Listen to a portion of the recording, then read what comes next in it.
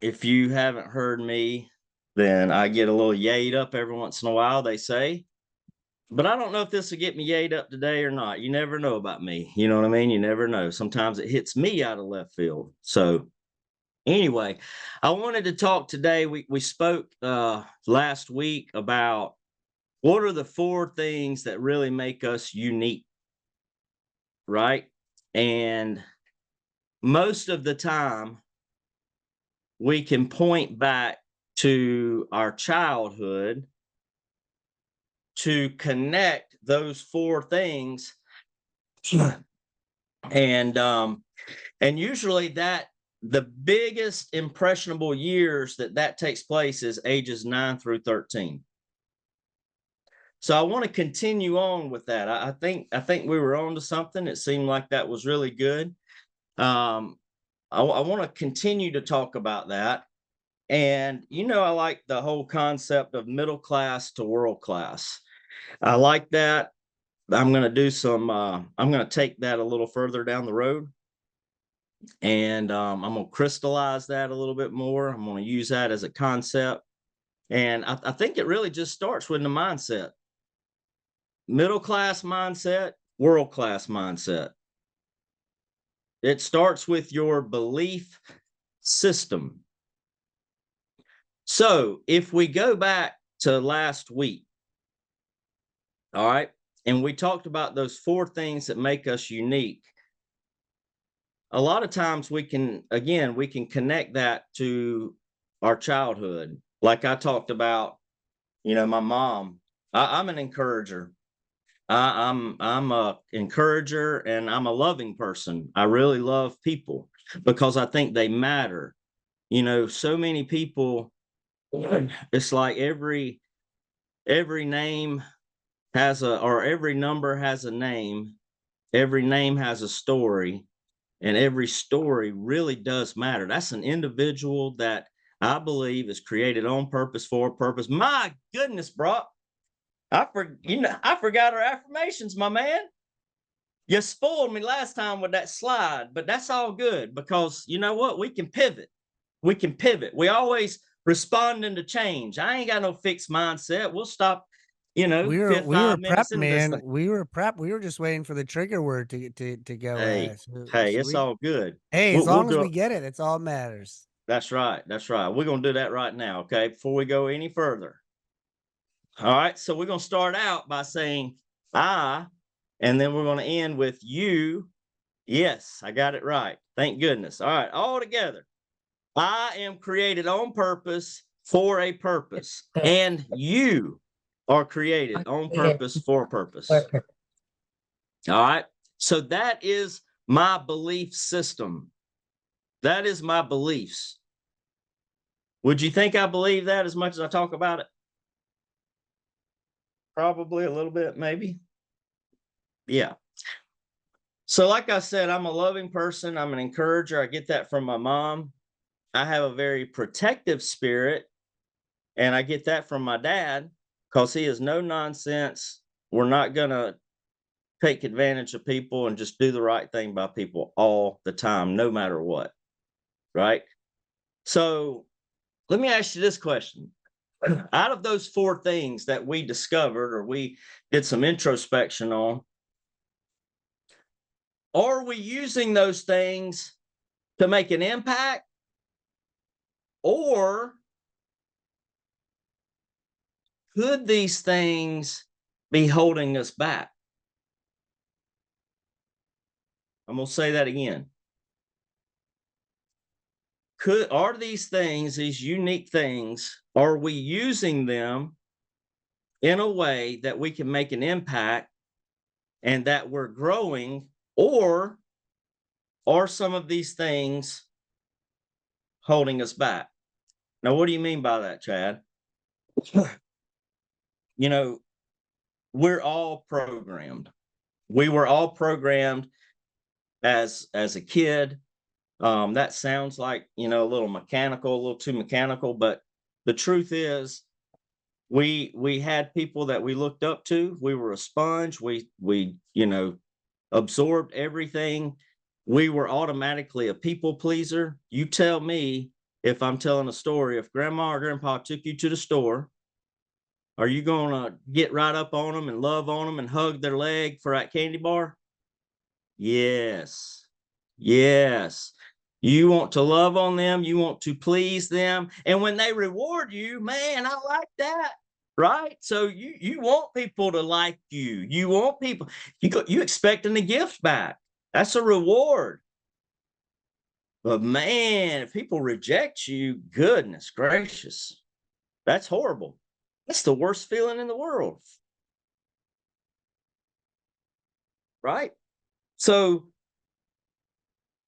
here's the deal. Let's get into the guts of it. Most people are ingrained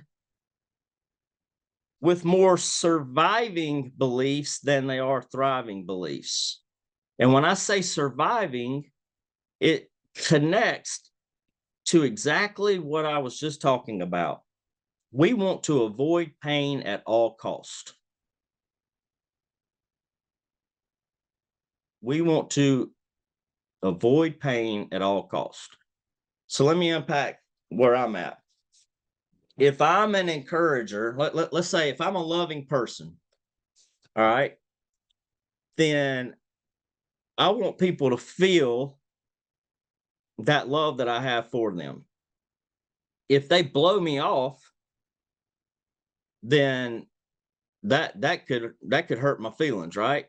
And let's take that into the work environment. And I say this a lot because, you know, it doesn't matter if you really love that person, but if I called somebody, calling is necessary with a lot of people who are trying to get ahead or 1099 sales are involved in it. You call these people. I used to go ahead and come to the phone in a posture that made me so much, less confident. Hey, is now a good time? Are you sure? Now I can call you back because I don't want them to say, hey, now's not a good time, Chad. I would take offense to that prior to, make no mistake, prior to my revelation and my divine disruption. So prior to that, I would take that offense to that, right? And I'd get down on my, oh golly, they told me they ain't got time for me right now. I don't know what's going on in their life. I don't know what they're in the middle of, but man, that they on me. This is all me. And then now I'm in my own head. What in the world? What did I do? Did I say something wrong? What could I have said different? What would have gotten their attention? And now you're going down the path of scripting. I mean, you're just chasing all of this stuff. But it comes down to mindset and beliefs. Now, something else that I took a look at is intelligence is completely different than your belief system and mindset. Your mindset and belief system will walk the dog on intelligence all day long. It'll put it to shame. Intelligence is great, but it's from the foundation in which you live your life and in which you come from and your belief system that really, really, really makes a difference. You see, middle class, when things come up and there's bumps in the road, we're taken back by it every time. We're stunned. Man, what in the world? How did that happen? And that takes us off track. And we get consumed with this and that, and like, man, alive, that's crazy. World-class people, they expect it to happen. They know it's going to happen already. But their vision and their belief system is so strong that they just keep moving forward. They're unstoppable. They're psychologically unstoppable because they're operating from their mission, from their calling. And see, that's where it goes back to some of the things I talk about. When you operate from that standpoint and you're so confident, that confidence feeds the desire in your heart. And then it doesn't matter if you got all the knowledge in the world or all the skills in the world. That's going to show that genuine, that transparent, your authentic self, your true desire. That's what people want to connect with. And that's the fuel that's almost unlimited. So you're not chasing, you're not manufacturing energy to try to chase that goal. Everybody picking up what I'm putting down so far, put a 5 in the chat, put a 5 in the chat, put a 5 in the chat. If you're picking up what I'm putting down. Yes, yes, yes, good. Good, good, good. So what happens? Are people with world-class beliefs, are they just born different? No, I don't think so. I mean, I'd be, I always talk about purpose. And if I sit here and say that I'm created on purpose for a purpose, I don't believe there's anybody better than me. Might be further along than me, but they ain't better than me. I'm running my own race. And I'm responsible for that. And if I say that you're created on purpose for a purpose, I don't say most of you are created on purpose for a purpose. I don't say about 97% of you. Now, there's a few of you. Now, look, I might think that sometimes. I'm just kidding. I'm kidding. I'm kidding. But I'm created on purpose for a purpose, and you are created on purpose for a purpose. But listen, I can't believe that and you not believe that. So let's start connecting some dots here. I talk about wake up all the time, right? I got that shirt that says wake up. It started with how all of these financial strategies, see, this was all knowledge base, protective spirit from my dad. When I found out that there's all these financial strategies that can get you 2 and 3 times the amount of wealth that traditional can give you and offer you, I had offense to that. So I wanted to study it. And I literally was throwing up on people. Wake up, people, wake up. Don't go with the flow. Let's disrupt the status quo. Find out what exactly is out there that is going to be the most beneficial thing to you and your family. Wake up, take action, get off the sideline, quit hoping something shakes out in your favor. People are not going to bring you little finger trays and say, hey, you okay? Here's a water bottle. Blah, blah, blah. You got to get in the game too. And I took offense to that, right? I was so fired up because most of the financial industry takes advantage of what people don't know. And that's why I said, wake up, wake up, wake up. Now, I can sit here and say the same thing now that I had my divine disruption and money is no longer my source of survival, no, my source of living. And, I would never admit that. I would never admit that, but I was ingrained. That was ingrained in me that I'm going to work, hustle, boom, boom, boom, survival mode. I got to take care of my family. Yeah, that's right. We do. But that started blinding me from who I was supposed to be. Right? That was blinding me from who that was supposed to be. It was robbing me of who I was supposed to be because all my attention was this, and I wasn't present right here. And what happens when we do that, we have 3, 4, 5, 6, 7 years that we miss instilling in the people who are most important to us. I made a post the other day after talking to Jackson's trainer. He said his grandpa always said, I'm more concerned about what I put in you than what I put on you. And sometimes, again, we get so blinded with the hustle and the success that we miss out on real opportunities of just being present with our family. So I can sit here and say, wake up, wake up, wake up, like I'm your wake up call. But unfortunately, people have to sometimes have their own divine disruption.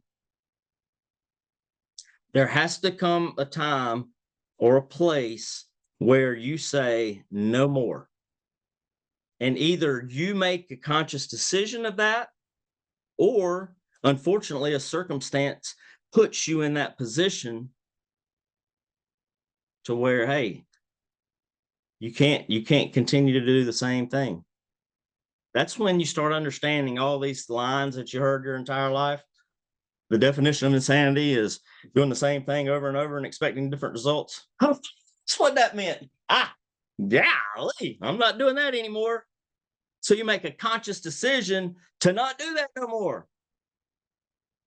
To not do that anymore. Excuse me. Sorry, I don't want to get called out by any former teachers or anything like that. But anyway, so the world class, they're raised the same way. Yeah, yeah, that's right. Reel it in, free. Reel it in, baby. All right. So world class people are raised the same way. They got the same beliefs, but they've learned to reprogram. They've learned to reprogram those beliefs. So whether it's Life 2.0, Life 2.0 happens, there's an entire TV show or it could be on YouTube. I don't know, but look, I saw a camera in California and it said Life 2.0. And that's the name of that. I don't know if it's a true TV show or a YouTube show or whatever, but Life 2.0. And that's because a lot of us go out here and we live our life. And then all of a sudden there comes a time where we're like, is this what it's all about, really? Is this really what I want to continue to do for the rest of my life?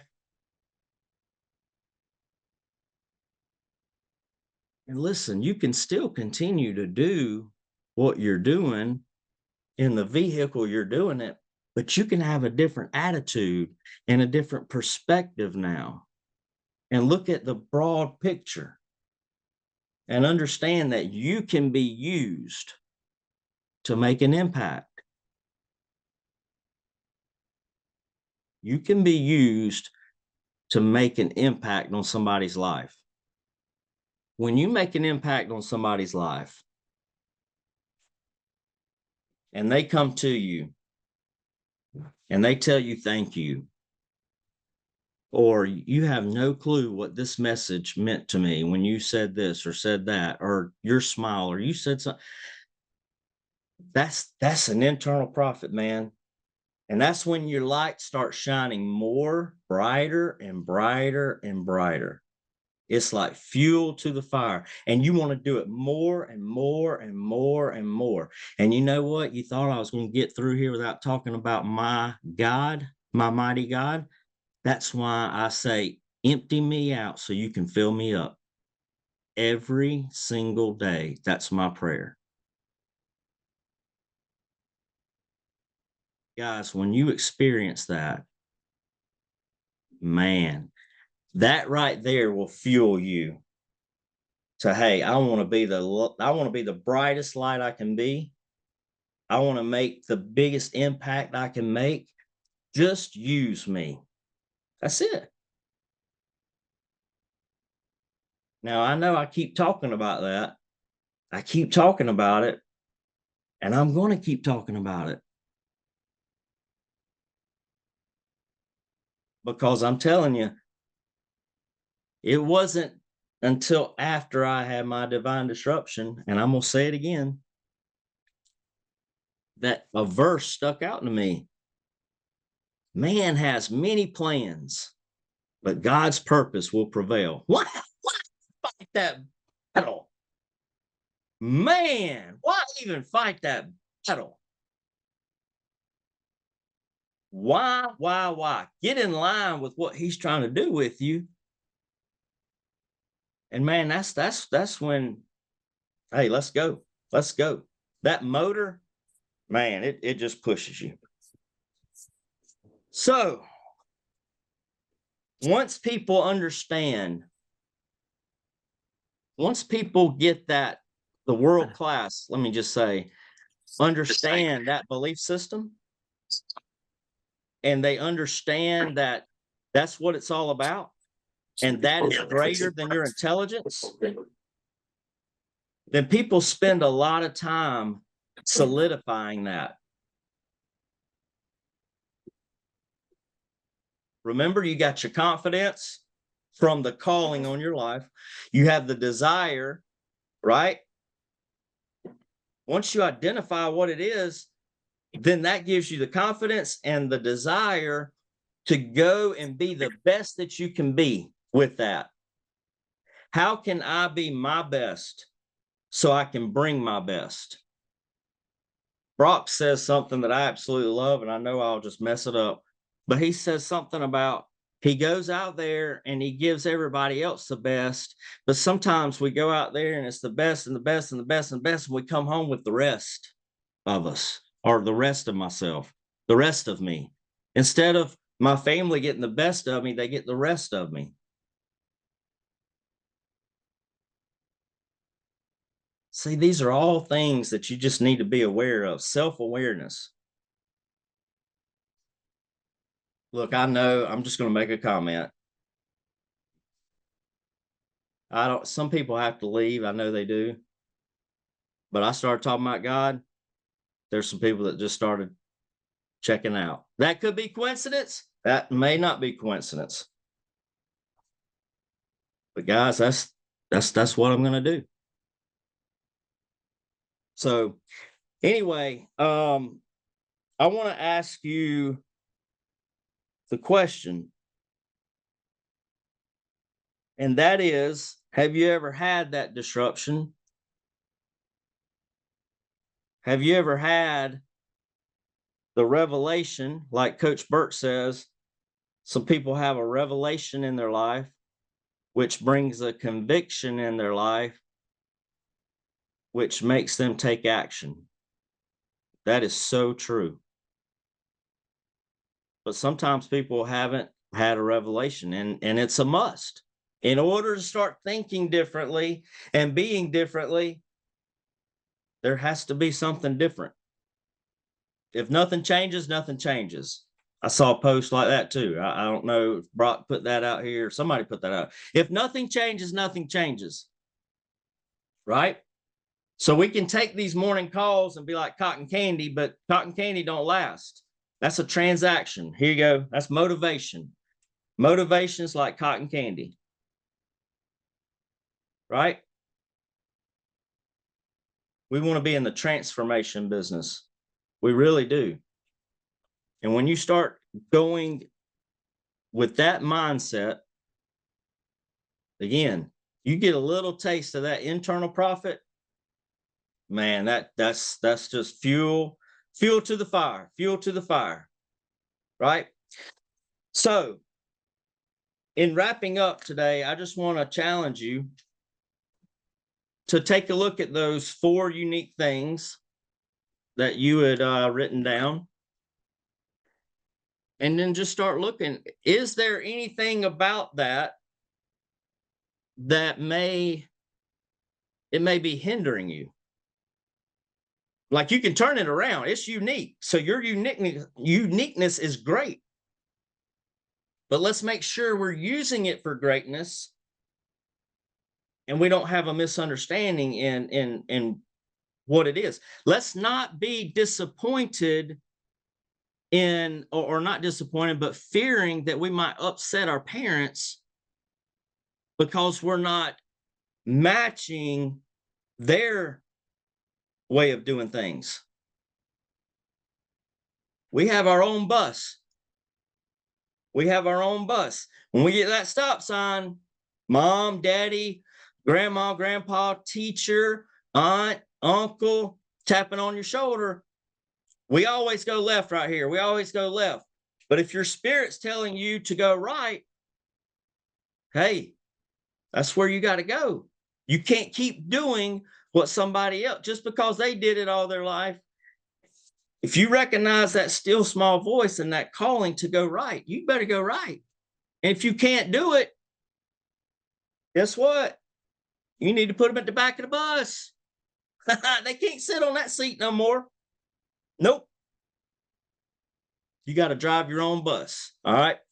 That's all I got, guys. Hope this was good. Hope this had an impact on you a little bit.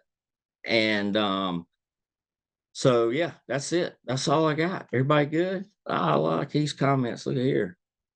Look at here. Y'all know me. I got a one-track mind. So every once in a while, look, Taylor said that. I recognize that. Southern came out. Reel it in, free.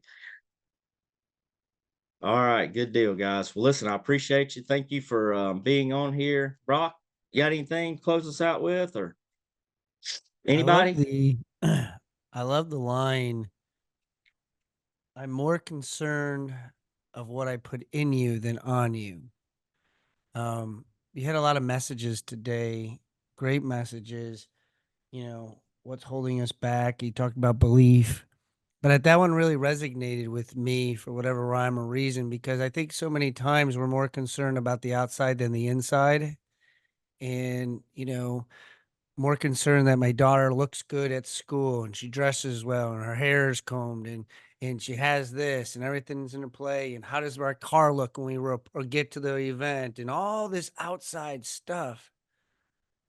But if we get out of the car and we show our tails instead of showing our hearts, you know, who really are we, and what type of person am I if I'm not if I'm more concerned about their how we look, our image, our how we outside, instead of looking inside of us. You know, Brielle, say your manners, say please, say thank you. Are you polite? You know, the best compliment I get is when parents tell me like, "Oh, your daughter is so well behaved." It's like, "Oh, I wish you could do that at home." But you know what?